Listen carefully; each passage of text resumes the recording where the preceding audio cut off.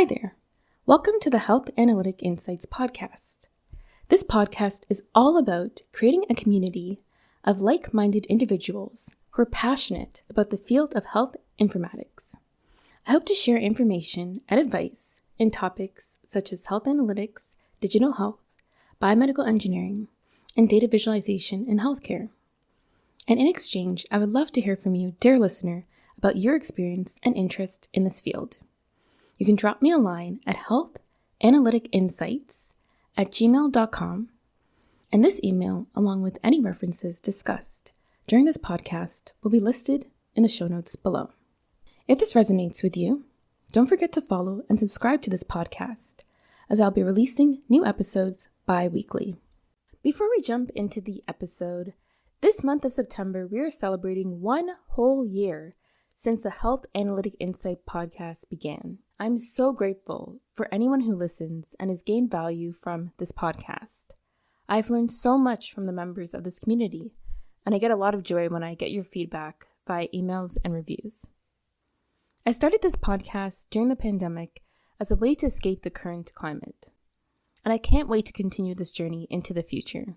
Thank you so much, and without further ado, let's get into this episode. On several episodes of the Health Analytic Insights podcast, particularly the conversations that I have with guests, the two biggest themes which I always find weave our way into our conversations, regardless of the topic, is the importance of open and transparent communication when it comes to designing products for end users in healthcare, and the importance of privacy and security when dealing with healthcare data.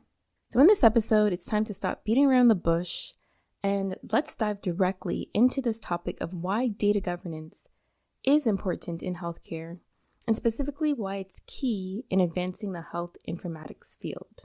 So before we get into all of that, let's go over a basic definition of what data governance is to ensure that we're all on the same page. So data governance is the regulatory system that is put in place to manage the privacy, access, security, and management of data produced both internally and externally within your organization.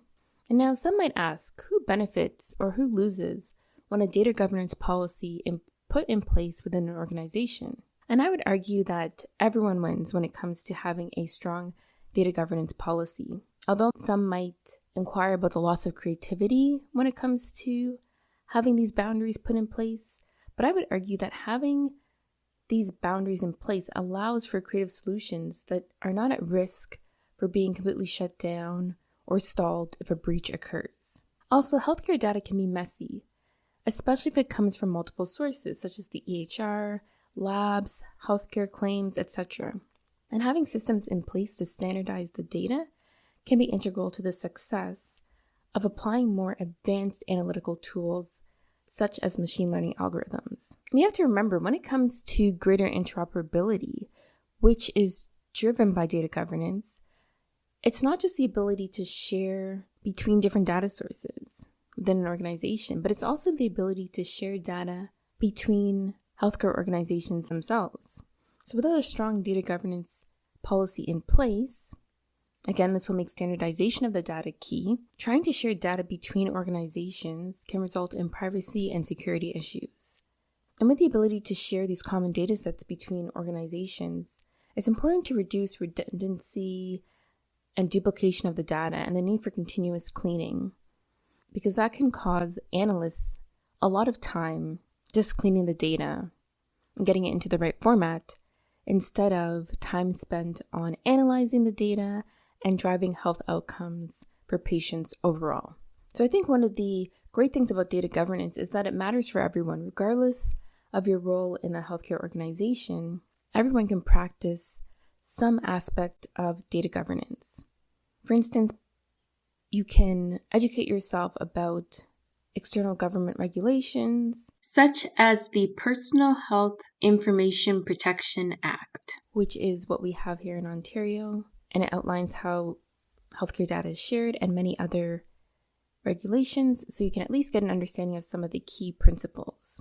In addition, if your organization has their own specific data governance policy, it's good to familiarize yourself with the information in there so you can watch out for certain privacy breaches that might be occurring in the future. And if you have some problems understanding the material or understanding why certain things are in place, you can reach out to your privacy officer within your organization for further clarification. And then this is particularly key if you have a role in entering the data or ensuring that the data is of high quality. It's really important that you have an understanding of data governance and the practices in place within your organization so you can ensure that the data is of high quality and integrity. So in previous jobs that I had, I would often be creating dashboards which highlighted these risks that might arise if there were certain breaches in the data, and this was viewed by many people from different departments and different backgrounds, because a breach is a huge blow to the organization, a huge blow to its credibility.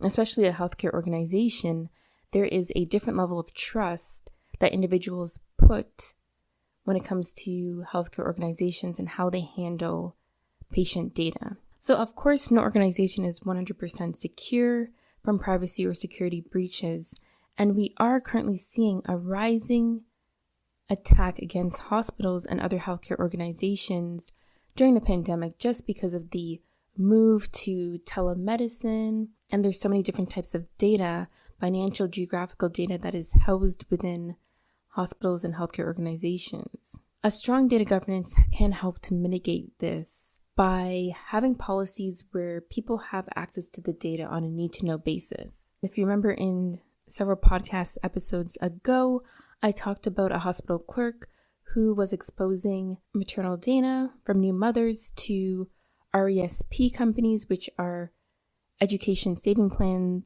companies here in Canada. And so she was exposing this information to these companies. And I questioned in that podcast episode, was it necessary for her to have all this access to data? And so these are things that will be in the data governance framework and the data governance policy of the organization. So in addition, the Canadian Institute for Health Information has a really great resource in the form of the Health Data and Information Governance and Capability Framework. And this is an example of where you can look to external organizations and what they are doing, and maybe even bring some of this knowledge back to your own organization. And in this Health Data and Information Governance and Capability Framework, that is a mouthful, they have laid out several key strategic questions to ask within your organization when it comes to implementing a data governance framework. So some of these questions include, how are risks managed to achieve both protection, so this concerning privacy and security, of sensitive health data, and enabling access to create impactful insight? And so this goes back to my first question of, can you have creativity when you have these data governance frameworks in place? And so I think it's a balance of having an organization which can have these rules clearly defined and then having creativity within that when it comes to data analysis, data visualization. And so when it comes to this question, how are risks managed to achieve both protection of sensitive health data and enabling access to create impactful insight? This might look like implementing row-level security on Power BI dashboards and having data available on a need-to-know basis. So you have a certain role in the organization, and this correlates with what data you have access to and what data you can see on reports and dashboards. Another really great question, which is a part of this framework, is, are we trusted by key stakeholders, for example, patients, to collect, use, and disclose personal health information? Do we have corresponding communication and engagement in place? And this question really highlights to me the responsibility that data stewards have to make sure that they're not just producing black box models with people's data and expecting them to just trust the results right away. It's really important to have documentation and allow people who have the right access rights to be able to reproduce your work and have your work being peer reviewed. So in the dashboards and reports that I build, I always like to include a glossary with a breakdown of acronyms. I know most organizations love their acronyms. And so I always like to have a breakdown of these acronyms because people who might be new to the organization or who are external users can't understand the data that I'm trying to showcase and the insights that I'm trying to show on these reports and dashboards. So I always try to include a glossary and where I source the data from to maintain that trust with internal and external stakeholders. And this is also true when it comes to collecting survey data. So especially with healthcare data, you want to ensure that you have a large and diverse sample size. That is truly important when it comes to reducing bias and reducing the assumptions that can be made from having just a narrow data set. There have been several cases, and I will leave some examples in the show notes of the podcast episode, of machine learning algorithms that have been developed, which have negatively affected marginalized groups because the factors or the sample size were tailored towards a certain group and didn't have a diverse group that they were targeting. So if you have a role in manipulating or organizing unstructured data, documenting the metadata in the form of a data dictionary or data catalog is also another useful tool when it comes to organizational accountability. So again, this is really important because when it comes to healthcare data, data elements are collected and then it has to follow with changing clinical practice, right? So you constantly have data moving in and out of the system. So having that documented and understanding certain definitions of what these data elements are referring to is really key for analysts when it comes to reporting.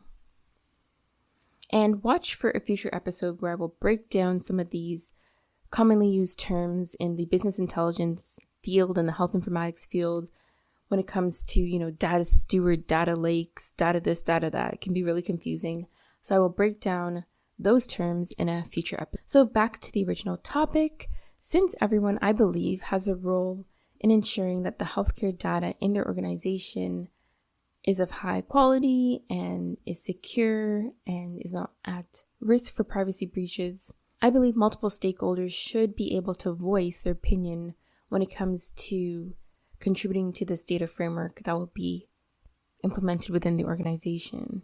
In addition, I believe that there should be ongoing and regular training and resources for new people who join the organization and for people who need a refresher. I think that we can become quite stagnant in our regular job duties, and sometimes we forget the policies and the procedures that we learned at the very beginning of our job, and having that ongoing training can be really helpful to ensure that everyone has this top of mind. So I hope this podcast episode has convinced you of the importance of data governance in healthcare and the stake everyone has in the organization to keep data safe, secure, and high quality. So don't forget to check the resources that I mentioned. They are linked in the show notes below. And as always, I would love to hear from you. Why is data governance important to your organization? If you found this information valuable, please consider subscribing, leaving a review, and I hope you have a wonderful day. Thank you for listening to the Health Analytic Insights podcast. I'd love to hear from you about topics I should cover in future episodes. Please consider subscribing and leaving a review. Have a wonderful day.